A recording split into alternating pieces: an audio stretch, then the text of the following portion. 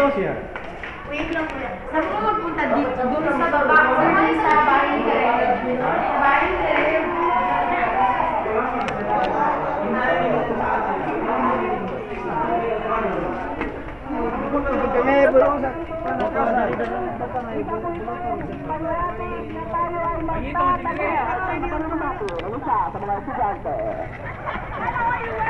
Unang-una, nagtagumpay na po tayo dahil hindi na po kailangan na magbayad para makapag-exam. Lahat na po ang makaka-exam at ang mag-facilitate ng ating permit ay ang mga faculty.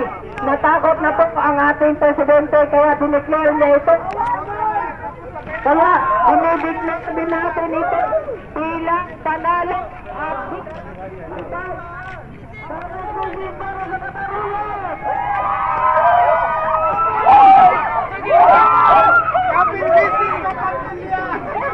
dinideklara po natin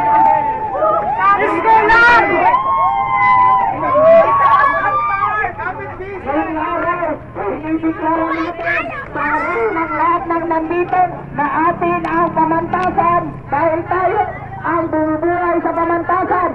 Ngayon, dinideklara namin na ang pamantasan ito ay pag-aari ng mga estudyante. Mabuhay tayong lahat! Mabuhay!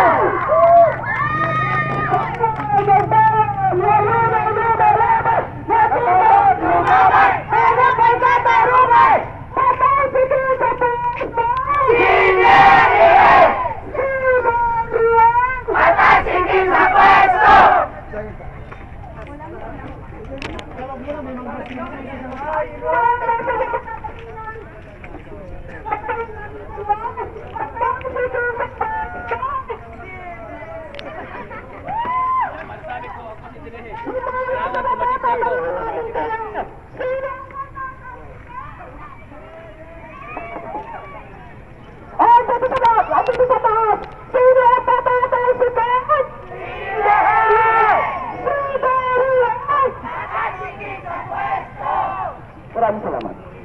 Sino ang makakapalit? Ang mga susunod na pagsurpresa na mangyayari